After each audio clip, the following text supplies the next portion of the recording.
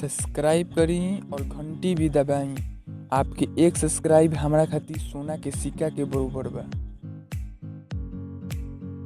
जय भोजपुरी, आप सबके टॉप 10 भोजपुरी चैनल में स्वागत करता नहीं। और आज आप सबके बीच में लेकर आ गइल बानी एक और बड़ा रिपोर्ट। जोन बड़ा रिपोर्ट जुड़ल बा पावर स्टार पवन सिंह जी के तरफ से।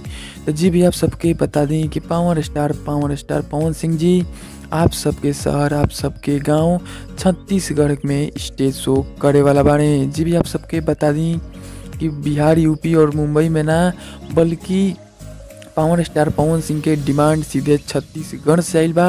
और वो भी छत्तीसगढ़ में मकर संक्रांति के शुभ अवसर पे के पावर स्टार पवन सिंह जी छत्तीसगढ़ में अपन स्टेज शो करिए।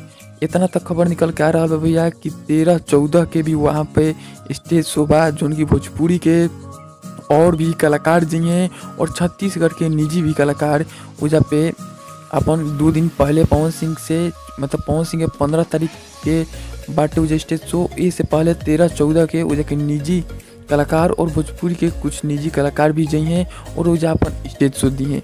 ई महोत्सव के नाम बा ताता पानी संक्रांति पर्व 2019, जो कि पावर स्टार पवन सिंह जी के आप सब देख सकतनी जा अपन शहर छत्तीसगढ़ में। अगर आप सब छत्तीसगढ़ के नज़दीक बानी तो आप सब पावर स्टार पवन सिंह के ये स्टेज शो के आनंद उठा सकता नहीं। अगला रिपोर्ट में बता दें, मैं भी फुल रिपोर्ट नहीं आई, बस इतना रिपोर्ट आयल बाकी छत्तीसगढ़ में स्टेज शो बा।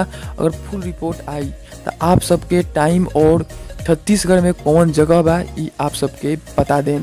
तब तक जय हिंद, जय भोजपुरी। फिर से मेरे में ताज़ा खबर के साथ, तब तक एक दबा के शेयर करें कि पूरा भोजपुरी भाई लोग भी पहुँच जाए। जय हिंद।